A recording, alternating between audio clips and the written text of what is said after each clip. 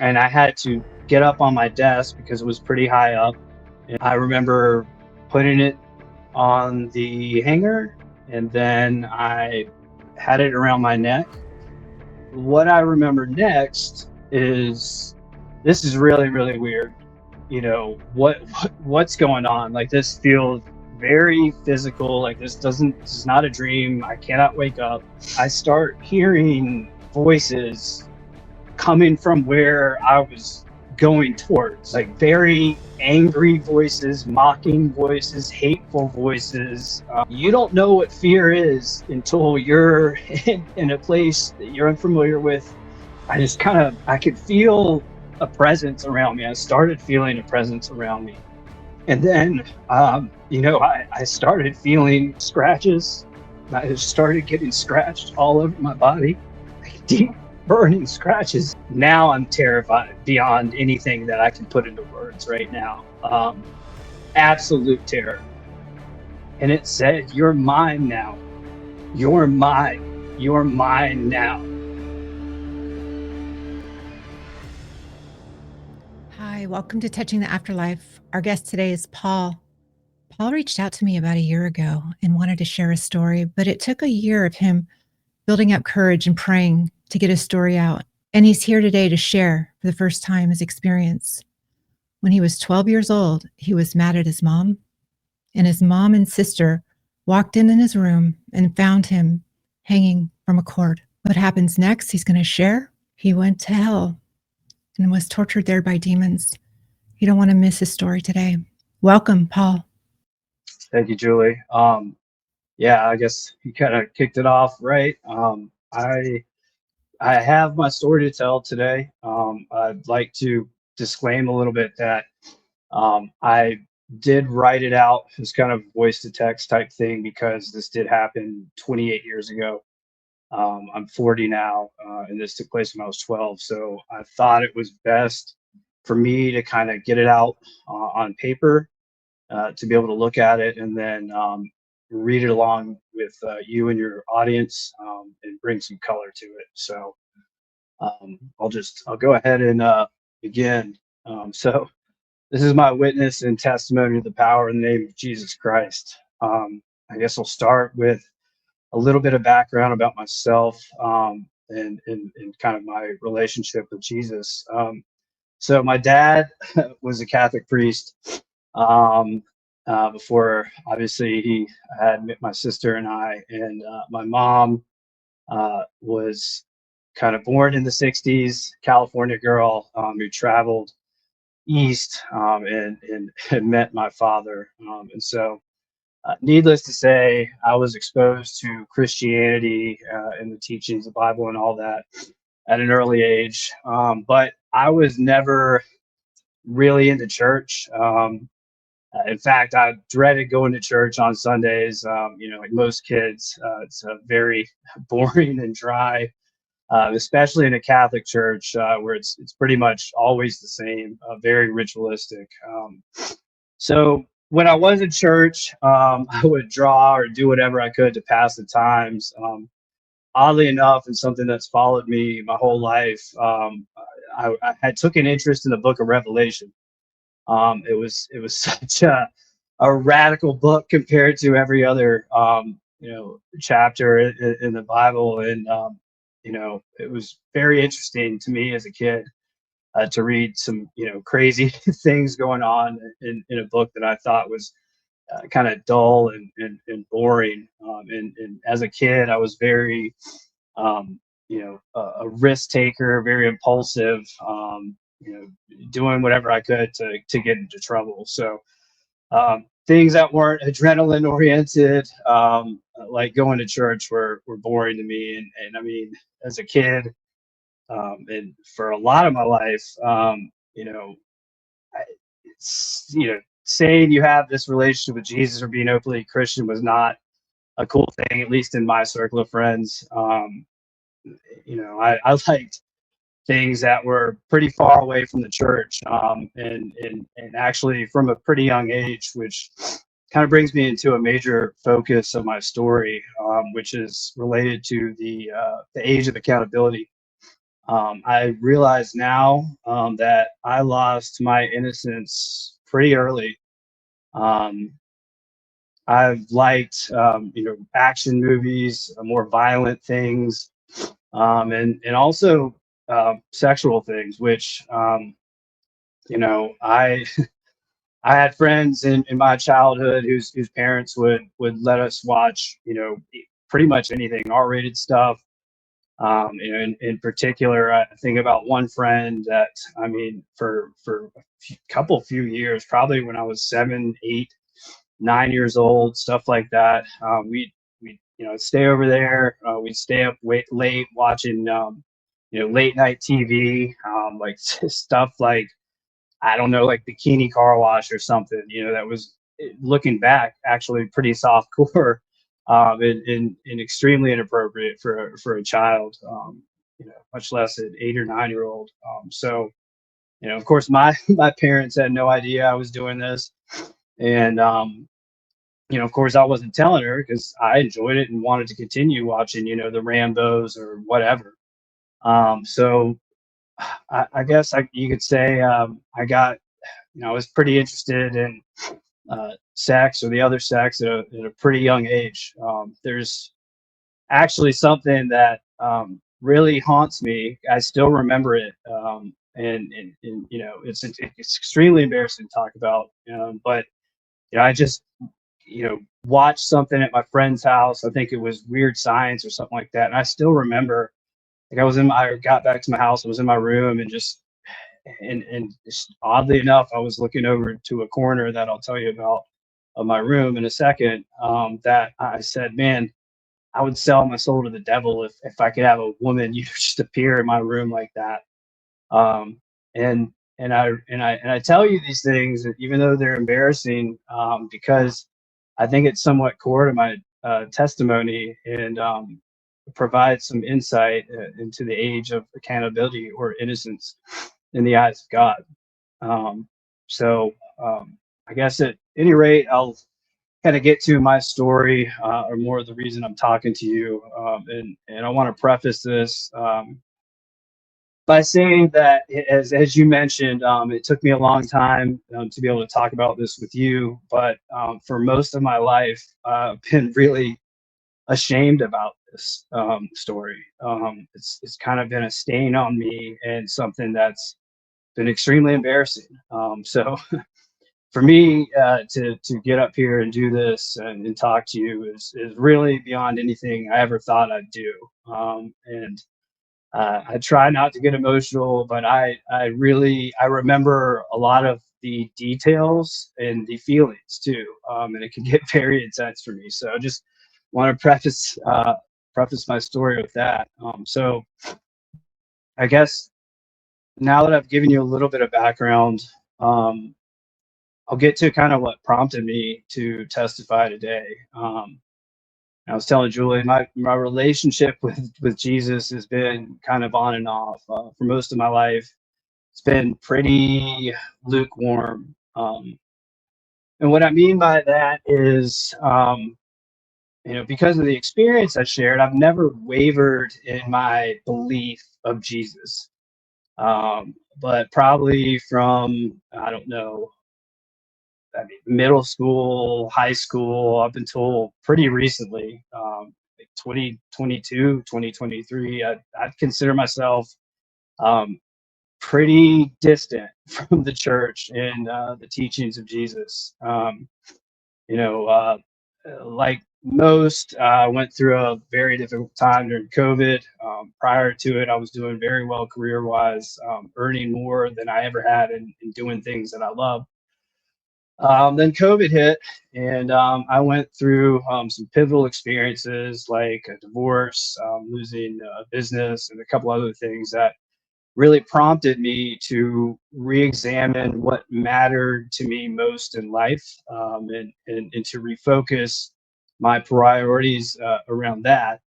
However, my focus wasn't initially or immediately on Jesus. It was more on myself. And I can tell you that his absence was very noticeable. And I'll leave it at that. Story for another day. But um, what really kind of prompted me to really re-examine my relationship with Jesus was um, it was really weird. It was really, really weird. But it was like the night or two before the October 7th attack on Israel.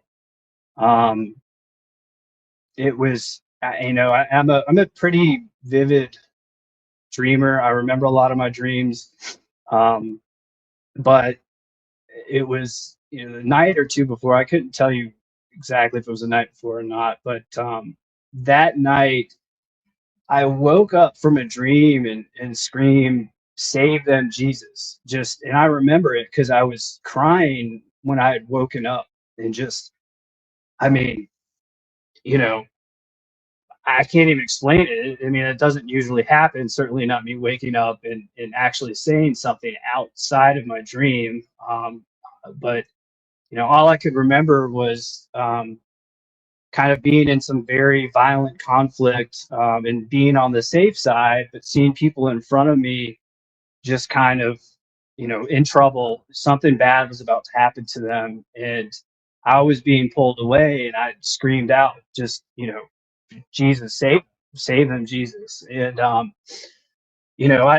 kind of was like, okay, that's weird. I'm going to put that in the back of my mind. Um, then when the attack happened, I was like, wow, that really, it really kind of shook me, and it made me feel like maybe that's a sign I need to, start reconnecting. And it was kind of around that time, Julie, that I reached out to you, because as I was kind of re-examining my faith, I started praying a lot more, asking for guidance, asking for direction, um, and and really trying to let go of things I'd been attached to, and really just say, Jesus, fill my heart, guide me, direct me, you know, do with me what you need. And I don't know what made me think back to the story I'm going to tell you, but I started getting interested in near death experiences, and it reminded me um, of something that I saw in high school. Um, it was a History Channel documentary. Actually, I know the name. It's called Hell, the Devil's Domain. And from what happened to me until then, everything was just my recollection, right? It was my kind of um, understanding and interpretation of what had happened, what I saw, what I experienced, what I felt. But I saw this documentary, and it begins with the story of a man who I believe suffered a heart attack, and he had a near-death experience.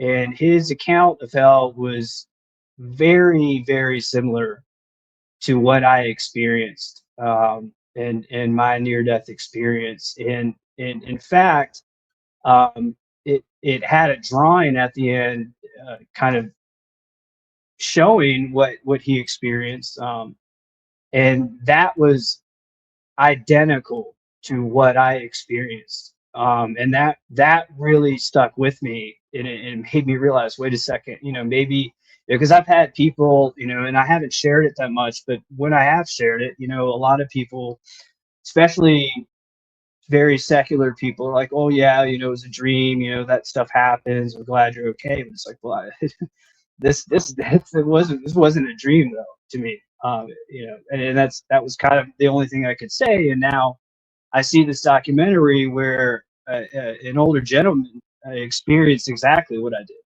I mean, the picture, and I could send it to you, maybe you can put it up on the screen at some point, but it was identical. And so that really told me, hey, this is, trust your gut, this is a real thing, this is real. And so anyway, I found that documentary. I rewatched it again, and it really, it really moved me again, and it brought me to tears. And so I started feeling this push to kind of tell my story. And that's when I reached out to you, Julie. But at that point, I call myself an infant with the Lord, still holding on to a lot of worldly things, not fully giving my trust.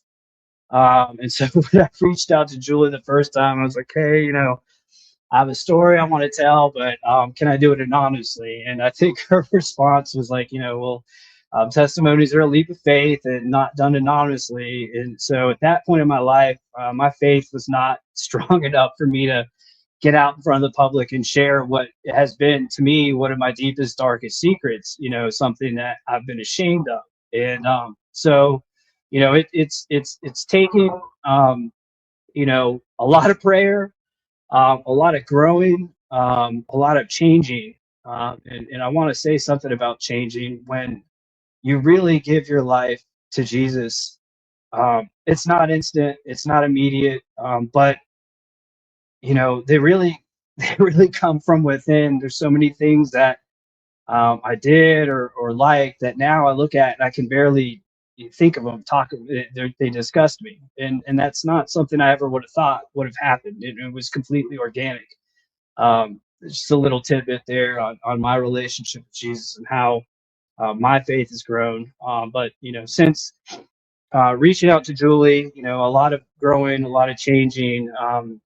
Went through some health things that made me confront my own mortality, and really one of the biggest things is that I've I've seen this world change at a speed and in ways I could have never imagined. I think that we as a collective species have never been further from God. And as I mentioned earlier, the book of Revelation was kind of my go-to when I attended church. And my interest in Christian eschatology never really faded. So I can't help but think that we are in the end times. And I also think that's why God has pushed me to have faith in Him and His plans for me, and to tell you the story I'm about to tell you.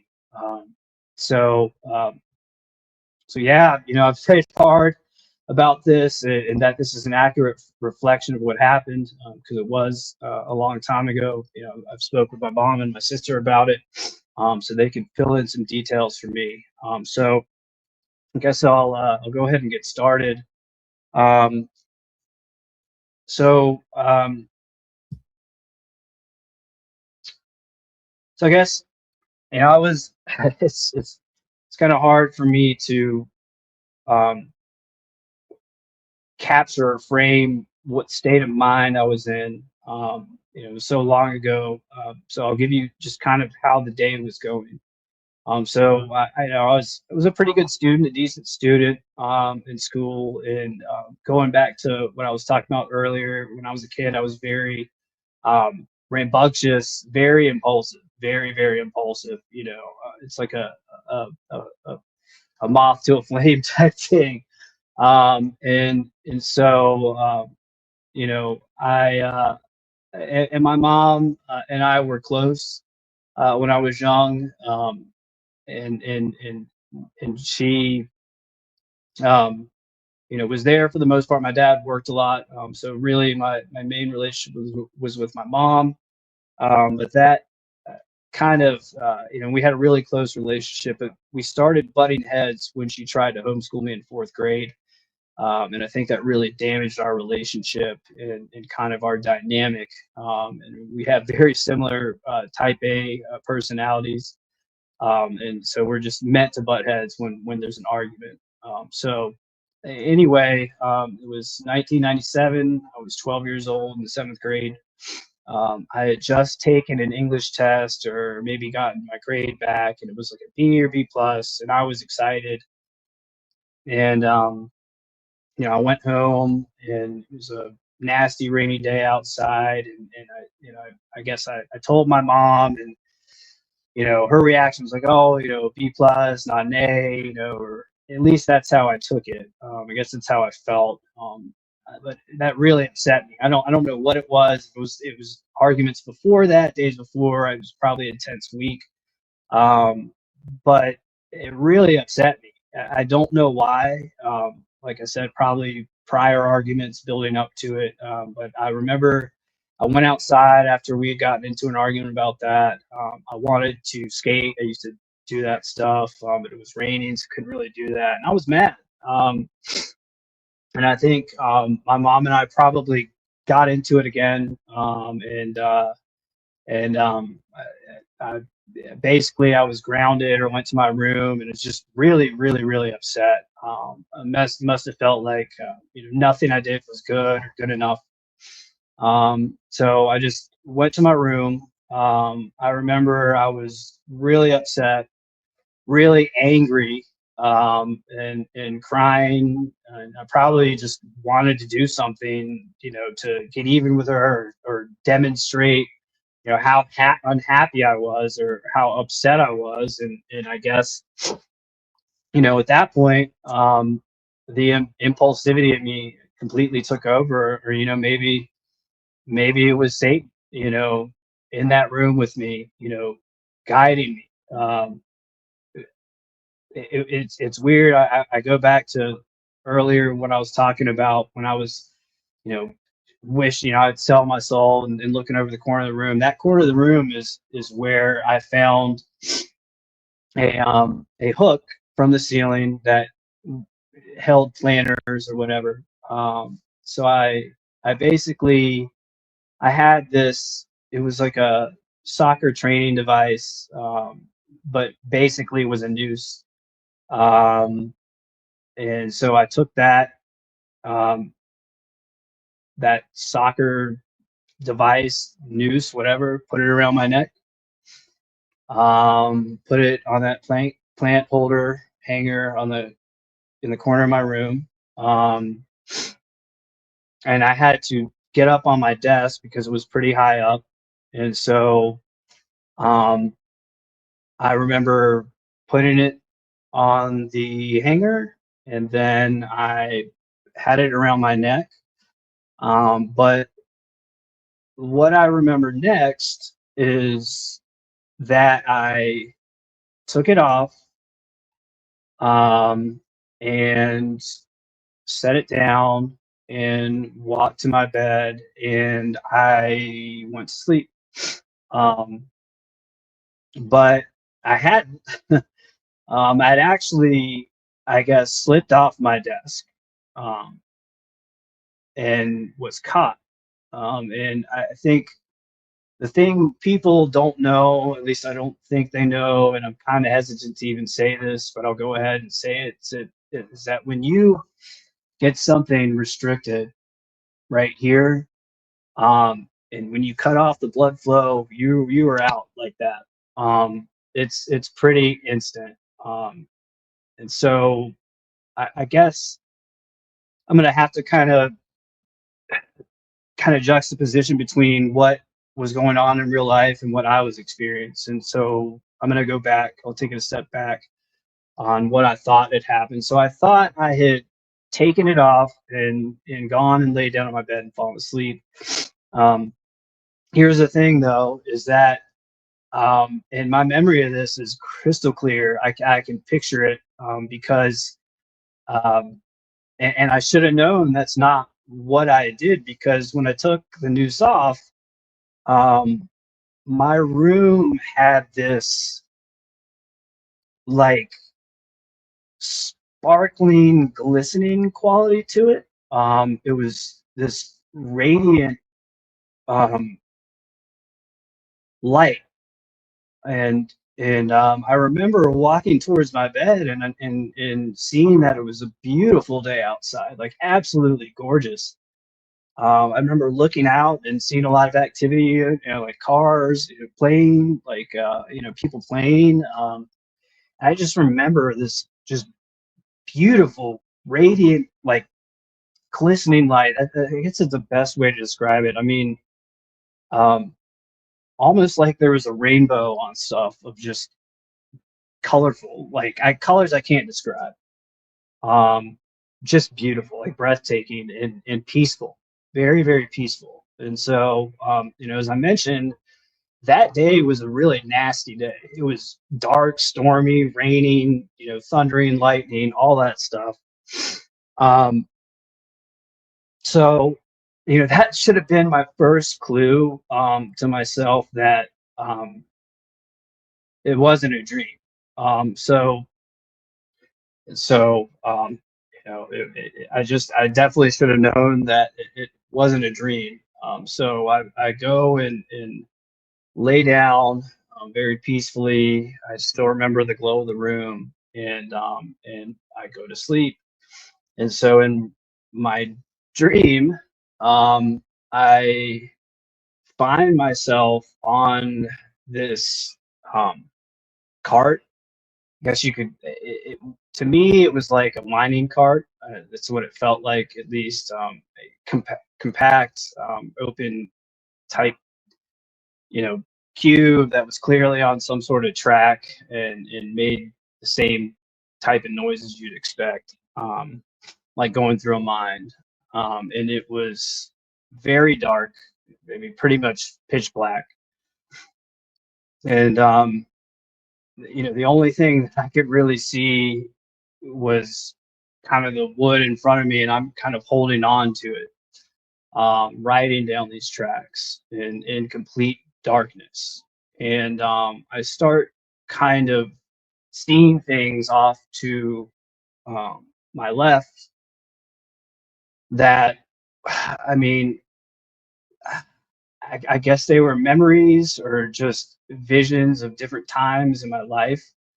But it wasn't like the same as just a memory, in your head. It was almost like uh, it was physical. It was like chunks or snapshots of the physical world in 3D. Like I could see these.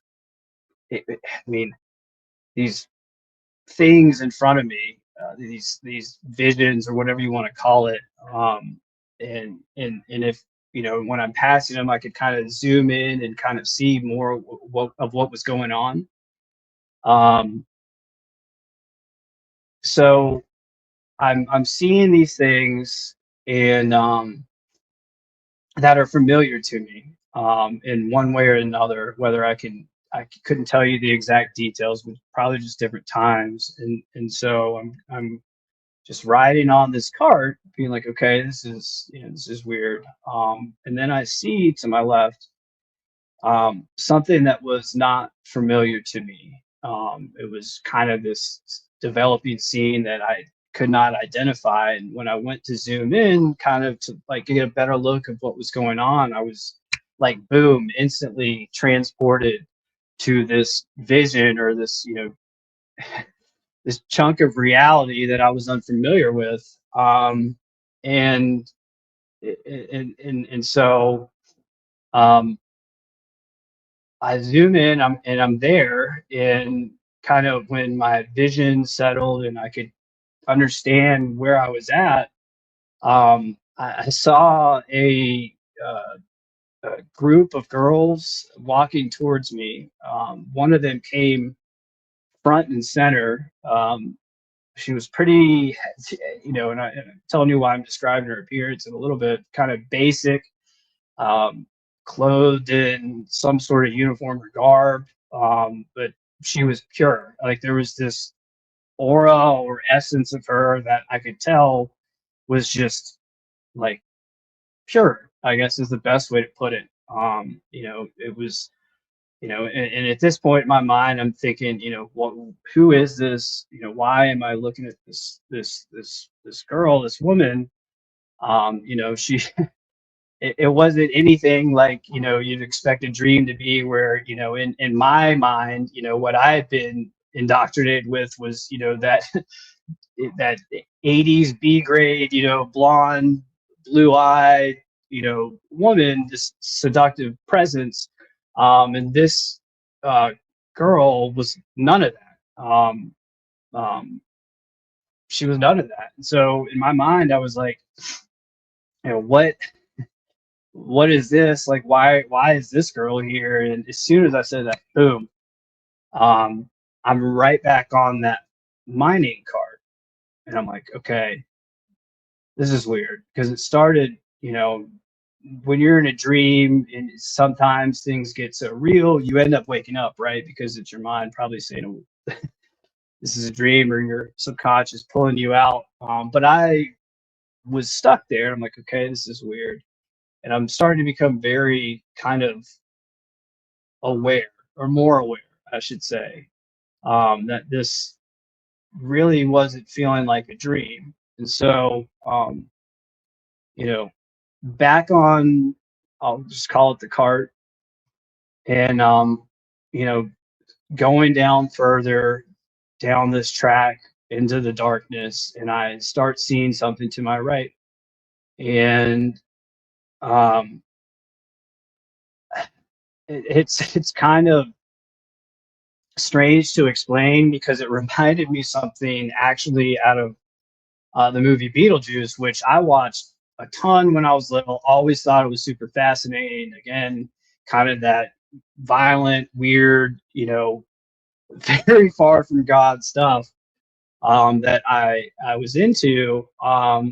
And so I see that, and I want to zoom in, and so boom, I'm transported there, and I'm walking up to this, um, you know, building, and it's exactly like in Beetlejuice, where I don't know if your viewers will remember, but it's like you zoom in, or it's like it's a camera that zooms into the little town, and there you see Beetlejuice, and he's with scantily clad women, right? It's like girls, girls, girls, and it was the same thing. It was very, very close, to that, and so I and there, and I start kind of getting closer, and it's a big party. Probably, stuff I wanted to do that I saw on TV. And obviously, I was way too young to do, but just what I had been inundated with.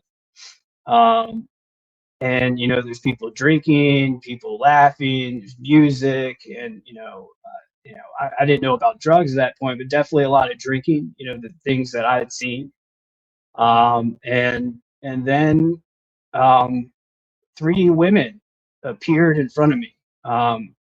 You know, but the difference was they were fully naked. And at that point, I hadn't really seen that before, not like that. I still remember it. Actually, I take that back. I think it was that year or the year before was the first time I had seen actual pornography.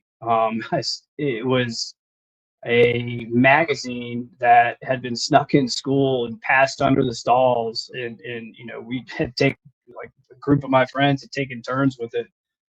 So I really, again, I mean, and that was when I was, I think, in sixth grade.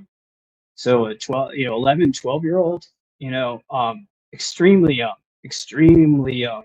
Um, and so I'm going to go back to my story. So these women appear before me, very seductive, like kind of just, like ushering me towards them and leading me in. And it kind of opened up a path. It kind of, like, parted ways to go inside, leading me forward. And one of them in the middle came, towards me with a big cup. It was like a chalice. And I looked in, and I knew it was filled with alcohol. I think it was wine or something. I don't remember. But I saw it. I grabbed the cup and I drank it, and then boom, um, I was out of there immediately and back on the cart. Um, and so at this point, you know, I was like, okay, this is really, really weird. What's going on? Like, this feels very physical. Like, this is not a dream. I cannot wake up. And at this point, the tracks are getting louder, and I start hearing voices coming from where I was going towards. like very angry voices, mocking voices, hateful voices. I mean, they were taunting me, like, oh, you did it now. You're going to get what you wanted. You're going to get what you deserve. Now you're going to pay, type thing. And then my cart just drops completely. It's straight up free fall. It's like being shot out of a cannon, except down, straight down. And at first, it was just like one of those dreams where you're falling. Your stomach's doing backflips, butterflies, all that stuff. And then you wake up with a jolt. But I didn't wake up. I kept falling and falling and falling down. And then I stopped. There was no impact. I didn't hit the ground, like splat or whatever. I was just there.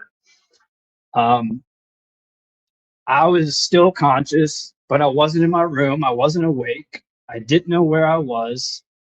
Um, and I couldn't see anything. It was pitch black around me. And the first thing that I tried to do was scream. I wanted to shout, scream, like, where am I? What is going on? But I couldn't. It was like I didn't have a voice. Like I felt like I was screaming, but no sound was coming out.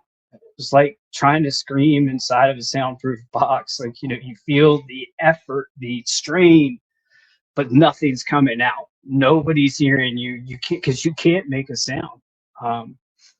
But I felt everything. I could feel that effort. I could feel my pull. I could smell stuff. It smelled kind of like an ashtray, like just burnt, like soot from a fireplace, coal. I guess that's the best way I can describe it. So I'm in this pitch black place. I can't wake up. I can't scream. I can't use my voice. I don't know where I'm at. I thought, of course, going back to the beginning, that I had gone to sleep, and so I'm extremely scared, more than I ever have been in my life at that point, right? Like, you don't know what fear is until you're in a place that you're unfamiliar with. You can feel things, but you can't say a word. You can't move. That's where I was, and so I'm thinking, okay, I'm in a void, and I'm just here alone. I can't wake up. What's going on? But I soon realized I wasn't alone. At first I kind of was just there, and I could feel a presence around me. I started feeling a presence around me, and at first it was just kind of like as if someone had walked past you, and you kind of felt that light breeze. I could feel that because I could feel everything, and so I kind of feel something push past me, and that obviously now I'm terrified beyond anything that I can put into words right now. Absolute terror, because I'm sitting there. I can't see, but I can smell, but I can feel, but I can't move.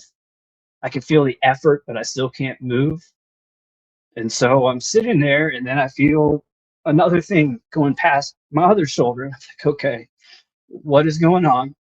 What is going on? And I start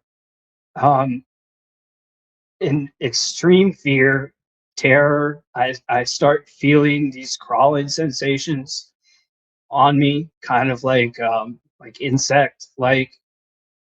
Um, and then I started feeling actual, like, I started getting touched. Like, first it was kind of like kind of just like a little, kind of like a push, and I can't do anything. Then there was a kind of like a shove, like I'm getting pushed around, and I'm trying to like regain where I'm at, but I'm stuck. And these crawling sensations I'm feeling as I'm getting pushed started turning into pokes, like sharp pokes. And those pokes started turning into scratches. I just started getting scratched all over my body, like deep burning scratches. And then I really started getting, like, I guess the best way I can describe it is just scraped, you know, just scraped. And I'm literally just sitting there. I can't do anything. I can't move. Can't talk. I can't scream. Want to scream. Can't fight. Can't move away. Um, and then I started seeing something way far in my like in the distance in front of me. It was really far away, um, almost like a fire, but I wouldn't describe it as. I would just describe it as more of like a red, really dark orange light. Um, and while this is happening, I start hearing a voice, and I couldn't make out what it was saying at first, but it kept getting closer, and as it got closer, it started getting brighter. And I could see more of where I was. It seemed to be like a cave, enormous, vast, just pitch black cave. And while all this is happening, the scratching really turned more violent into like tearing pieces of me. That felt like something was just like scraping me from the inside out into my stomach, just ripping me apart. And then I heard the voice very clearly, like in the most supernaturally awful voice you could have ever like dreamed up, like very similar to Hollywoodized, styled, voice of Satan, that extremely deep, dark voice. And I heard it clearly, and it said, "You're mine now. You're mine. You're mine now." And I knew that voice. I knew exactly who it was. It was him. It was Satan. And he was laughing this deep, horrible, like just completely inhuman laugh. And I'm getting torn apart, ripped apart. I could feel all of it. And I was screaming, but nothing came out. And I couldn't do anything. I couldn't run. I had no power there. I was completely trapped. And I was lost. And I hear this voice getting so close to me, literally to the point where it was about to consume me. And somehow, some way, I dropped to my knees somehow, put my hands together, and I said, "Jesus, please save me." Sorry. Yeah, this was the most powerful part of what I experienced, because when I said that, when I said, "Jesus, please save me," there was a blast of the most pure white light that just rained down on me. And just this relief that I've never felt. And when I said, "Jesus, please save me," that light, all I could see was light, and it lifted me up. I'll show you what happened. It lifted me up to where this is my body, right? It lifted me up to where I was just like this, like I had been pulled up by, like a Star Trek tractor beam or something like that, just like straight up. And this goes back to that video I mentioned, the clip from Hell, the Devil's Domain on the History Channel with that older gentleman. The picture he drew was the exact same thing I experienced. Identical. Identical. And so, anyway, I'm immediately removed from there. It just instantly removed from there, and I'm back on some sort of. It seemed like a cart, but it wasn't. It was an improved cart, I guess, not a dark cart. Um, and I was back on, and I as soon as I was on that, it was not black anymore. It was just this brilliant, pure white light. And I remember I was only on it for a couple of seconds, and I saw doors, like these big white doors, um, kind of just open in front of me. And as it was opening, um, kind of this just like smoke, or just something kind of was rolling out, kind of like, and I kind of like the sound of like air brakes on a tractor trailer. I don't know if y'all are familiar with that, but it's kind of like this just general release of pressure, like the train was slowing. And I pulled into this. um I guess this was my final station. um and I it was I felt peace, um from being stuck, trapped, to being shot out of a bullet the right way up. um I felt this just peace, this total peace, more than I've ever felt in my life. Like this ultimate peace, and this understanding that I was going to be okay. I was going to be okay. Everything was going to be okay. Um, and so then I woke up. But when I woke up, I wasn't in my bedroom. I was in a hospital room looking down at myself and the chaos around me. I was lying down, and when I focused on me, I guess this is kind of the out of body. I went into my body, and I'm laying on a table, and I sit straight up, like just straight, straight up like that. And I could see everything around me, but my eyes were taped shut. And that's kind of when I heard people reacting. A nurse, like one nurse, like screamed. Another nurse jumped back, and I was told, like, almost fainted. Um, and I found out later why. Um, and I guess this is kind of how I'm going to transition back to kind of what was really happening throughout the time that I just told you. So they, the hospital staff freaked out. Why? Because they thought I was going to be a vegetable. So um, after I went into my room and locked the door, which I did, I locked my door. Um, my mom and my sisters went downstairs. I think my mom was doing laundry. My sister was either watching a movie or doing homework. She was 2 years older than me. Um, Nobody knows how much time passed, but there were physical clues on me.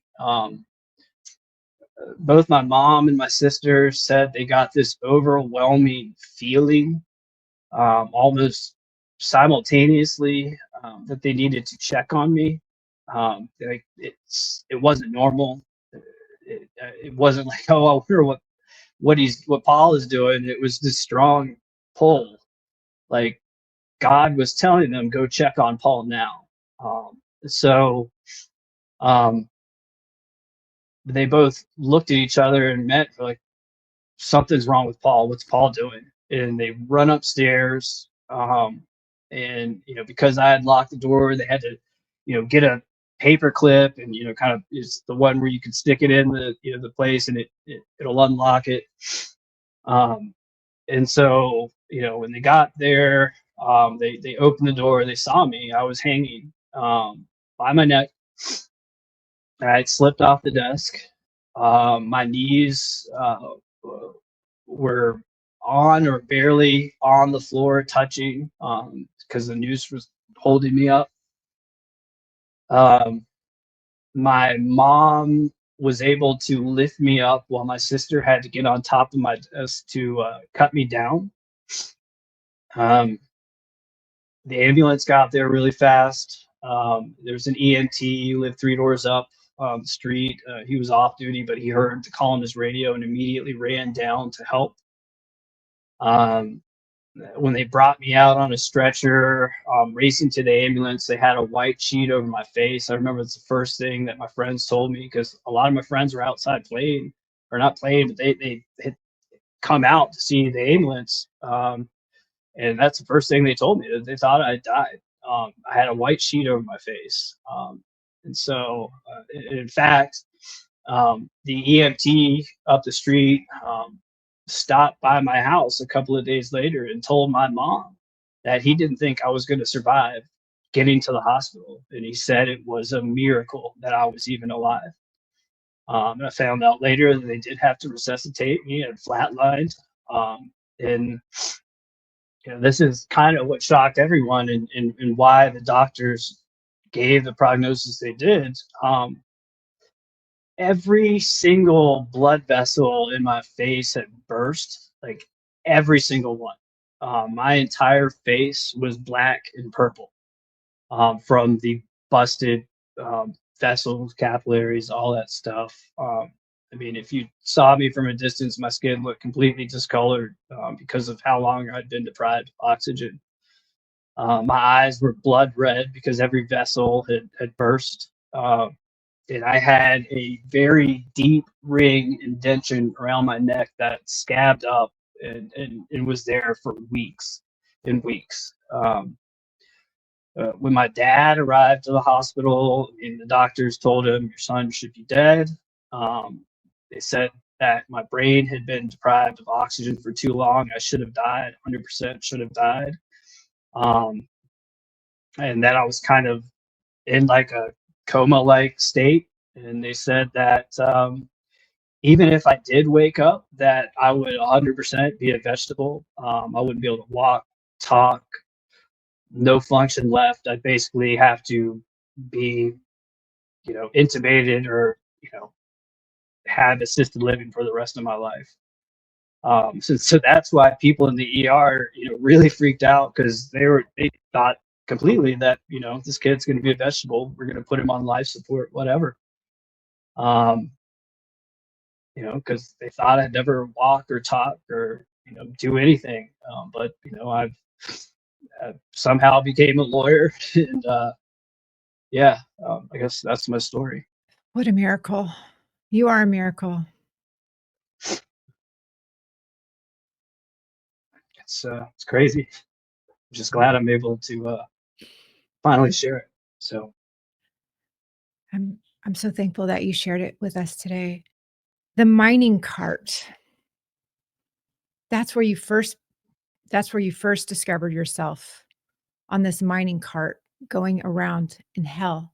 Isn't mining like your what they do in caves? and that's where I thought I was. It was just in some cave in my dream, and dreaming, had no clue. But yeah, it was definitely a cave. And when I started seeing Satan coming towards me, it was very clear this just this vast cavern. Yeah. I didn't, see other people. I've seen accounts where they have other people or they hear other noises, but I mean, to be honest, I was just what I was going through is all I could focus on. And then that voice directed solely at me, telling me that I was his, and I've heard the same accounts from other people, that same language.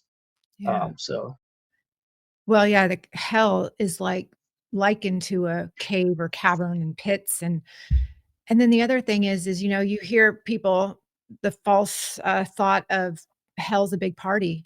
And it was almost like when you were describing the different sections or the different parts that you were zoomed in on, you were there, the things that you described, it sounds like a big party. But it that was almost like the illusion to bring you there. But then at the end of your experience is what was really going to go on.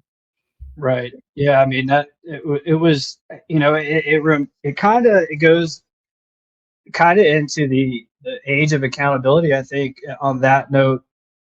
Really thinking about it, because I've kind of interpreted this as God was testing my soul, my subconscious, um, something you can't lie about. It's what you want. It's what internally where your soul is at. And he gave me that one unfamiliar situation to put myself into to test me and see kind of what would you choose, right? You can't, like, there's no lying to God, right? He knows your heart. So he's testing I think to me, it was him testing my heart, and I rejected it. I rejected the pureness that was in front of me, the that situation. Um, Looking back, everything around me, it was almost like a hospital-like setting. That it was just very sterile, very clean, very pure. Um, I could tell that the individual I interacted with was the same, and that was not of interest to me. I wanted, the dark, the party, the whatever. And so, boom, that was kind of like, boom, all right, that was your shot. Now let's test you. If you don't want that, where's your heart?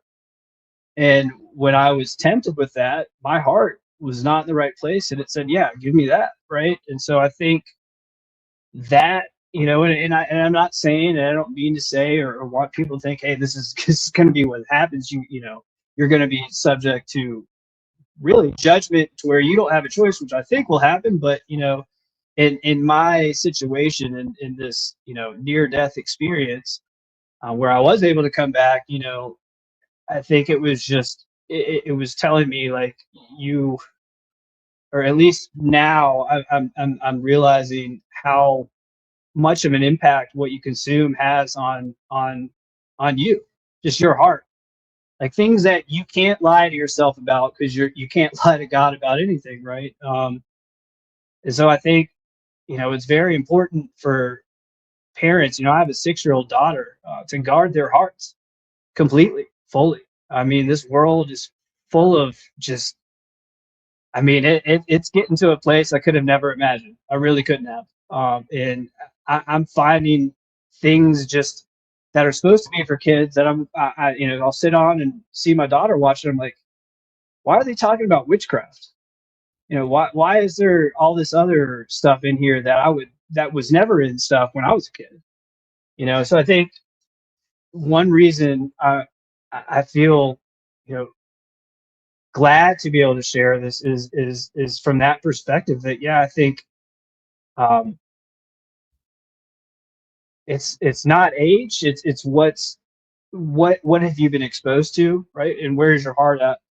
And I think if you get exposed to things at an early age, it can really, eh, in the eyes of God, I don't know. But what I'd say is that it goes back to just, yeah, guarding your heart, guarding your kid's heart, protecting them, um, from very sinful things, from things that God does not like. I think you're absolutely right. You had to come on because we are in the end days and the dark is getting darker, and people need to be this needs to be exposed of what's really going on in the afterlife. And thank God Jesus came to rescue you and show you the light, and that there is hope and that you don't have to go there. Amen. Amen. So one other thing, you talked about there was a corner of your room where you had that first demonic thought that you were going to sell your soul to Right. Satan. And You that's tell the me. same corner where I ended up hanging myself. So it's kind of crazy to think about. It really is, because I still remember where I was thinking that. I was looking over to that corner. Um, Yeah, almost like a portal, or there was some type of thing that they were involved in there. Something. I mean, it's just it's a strange coincidence, and I really don't believe in coincidences. So, Yeah. So it's interesting too. You were 12 years old, and then how, the devil tries to get us off the path of God, right? I mean, oh you yeah, just said up until a couple years ago, yeah. he's bringing you full circle. And I think that's what he's doing with a lot of people in these days as well. That's exactly how I feel. Like, and again, I'm still a baby in my Christian journey, in my journey with Jesus. But I know that, at least I'm pretty sure that the Bible talks about a lot of people coming to Jesus during the end times, and I feel like that's why He's called me and pulled me to do this, even though it's, like I said, one of the most embarrassing things to me. I just feel like it needs to get out, because I do feel like we're walking that end line. All these things going on in the world. We've always had wars and rumors of wars, but not like this, and not with some of the other prophetic things that needed to happen in the past when you had, world wars going on. So I'm grateful that I've gotten to come on here and share this with you, Julie, and your viewers and audience, and I hope it is helpful to some people, provide some insight. So. And I'm grateful for you and for you coming on and sharing your story that needed to be told. As we close today, Paul, would you like to pray for what's on your heart through your story? Um, not the best dinner table prayer. It goes Pretty back to the short. heart, Paul. It's your heart. Your story was powerful enough, but just pray us out. Um, Father, I want to thank you for Julie and her team for their dedication to creating content that spreads the testimony of other people's and your message, Lord. I want to thank you for all the blessings that you have given me, Father, and encouraging me and pushing me to get on here and talk about my experience, Yes, Jesus. and, and your love and your kindness and your ability to save. Father, I hope and pray that my video will help change minds and hearts, Lord, and direct them to you. And even I pray, Lord, that you would give those who need it supernatural encounters with you, Jesus, so that they never question or waver in their faith with you again. Lord, thank you again for all the blessings that you have given to us, Father. Please guide and protect us in everything we do. Amen. In Jesus' name, amen.